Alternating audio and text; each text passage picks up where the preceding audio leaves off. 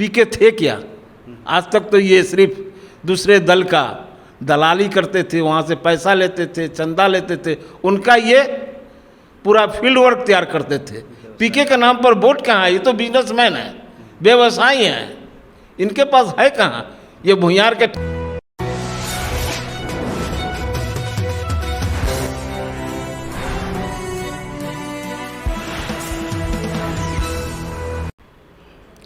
नमस्कार, मैं दीपक विशाल और आप देख रहे हैं बिग न्यूज़ 9।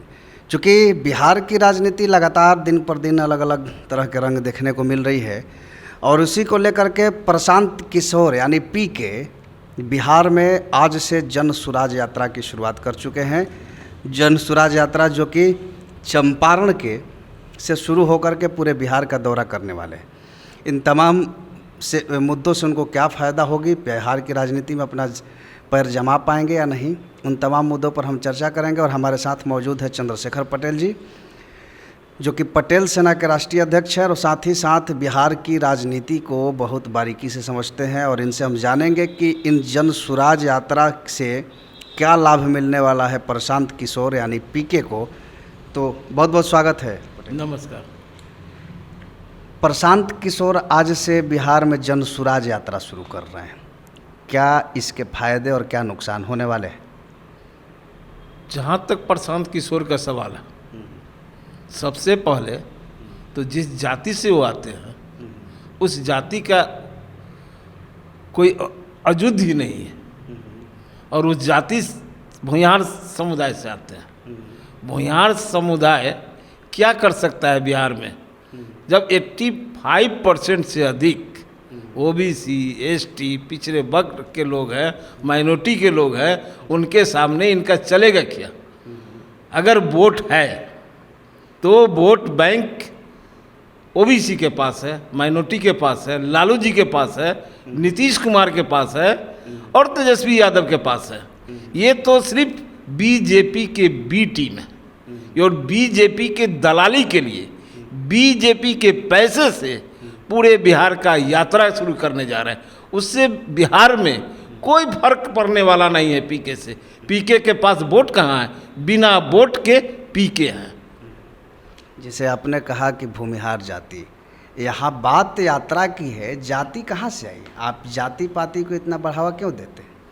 इसलिए कि उस जिस जाति से आते हैं वही जाति जो है बिहार में इतना अमन चल रहा है सरकार ढंग से, लेकिन बीजेपी के कहने पे बिहार जैसे मंगल राज को जंगल राज में तब्दील करना चाह रहा है ये लोग जो भी यहाँ अपराध बढ़ा है अभी महागठबंधन के सरकार बनने के बाद, उसके लिए मुख्य रूप से दोषी ये हैं।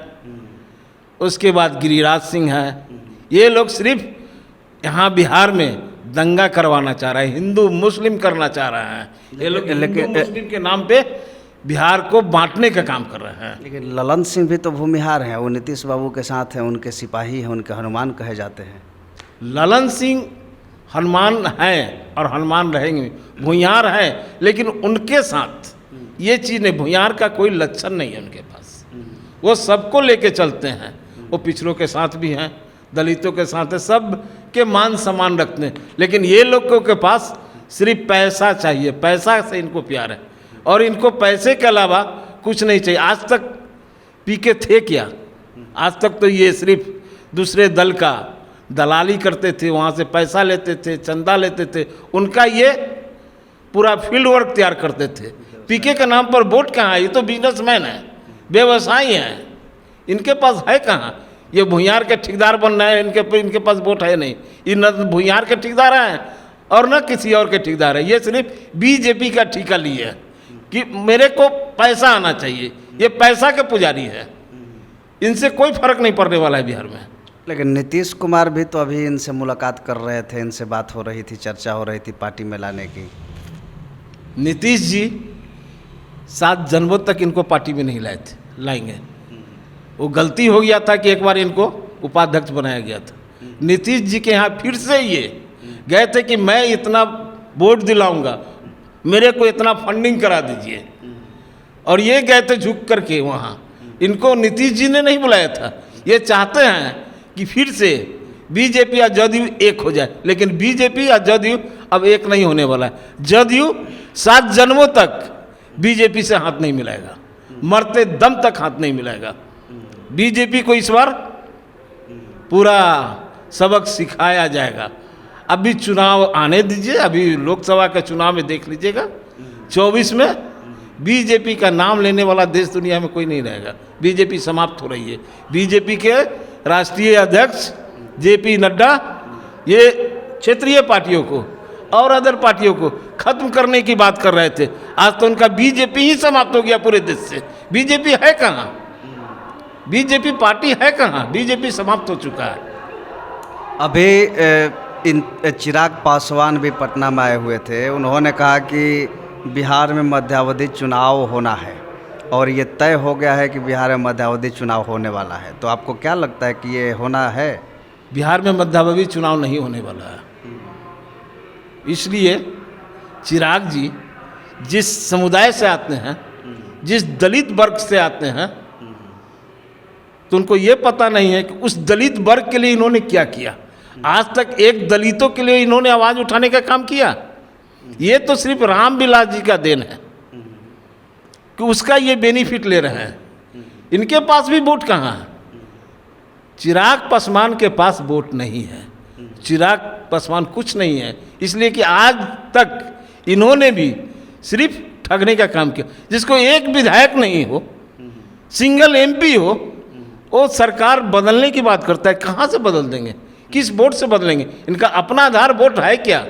लेकिन पहले तो उनके 6 एमपी थे, बाकी के एमएलए भी थे, एमएलसी भी थे, लेकिन इनके चाचा ने तोड़ दिया पार्टी, तब ये हाल हुई। हो सकता है कि वोट हो इनका।